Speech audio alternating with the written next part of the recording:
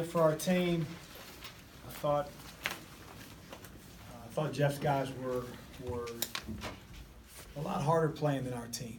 I thought maybe the whipping they took over the weekend fueled them. They came out, they played a lot harder than we did. You know, the backcourt for Pitt was phenomenal. It's hard to believe those kids should be high school seniors, but they are. Well, they're freshmen now, and they had their way with us. And whether we switched, whether we hard hedged, whether we played zone, our defense was deplorable.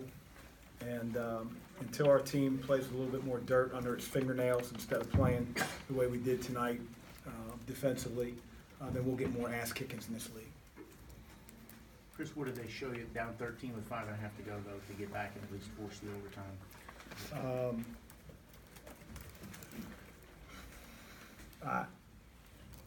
I'm too focused on the other 36 minutes that we were terrible. At the end, your last couple of possessions, Ryan's 2-3, Stevens 3, were those pretty? All their big guys out. Did you want to get it into Stevens? The game isn't going to come down to you know, Ryan or Steve or Jordan missing, you know, threes. Thought they were all good looks. You know, Jordan's was tougher, but again, you're operating with 4 point whatever on the game clock on underneath out of bounds. You don't have a whole lot of time to run several actions. He caught the ball. You know, he rose up. You know, I think it was right on target, just a little left. So, you know, you live with those, but we didn't lose the game because we couldn't make a shot at the end. Chris, what is it defensively right now that you guys are struggling with? Well, tonight it's just keeping the ball in front of us.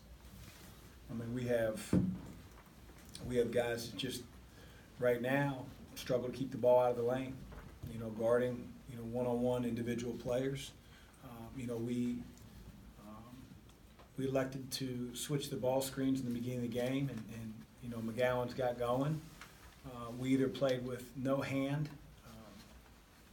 in those one-on-one situations and let him see the rim a couple times. And like any good player, when they see the ball go in a few times, they feel really confident. And then from that time on, I thought he played like the most confident player on the floor.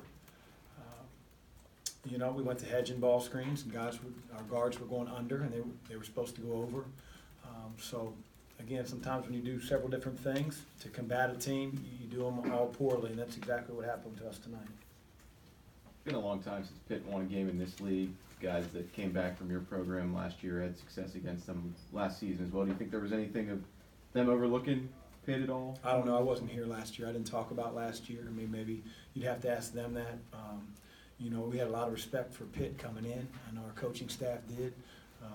You know, we tried to impart that on our players. I just thought that their aggressiveness on the defensive end, you know, pushed us to 18 turnovers.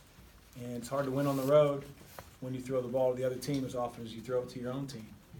You know, the first 6-7 minutes of the game, we're driving the lane and losing the ball.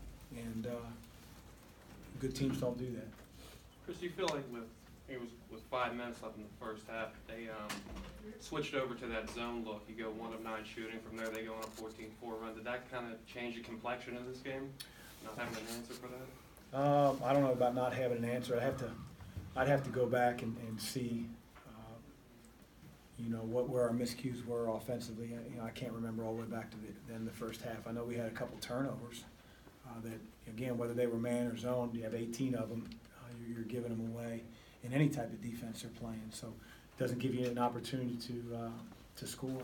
And that certainly hurt us, but the bigger issue for us is just containing the ball and keeping it in front right now.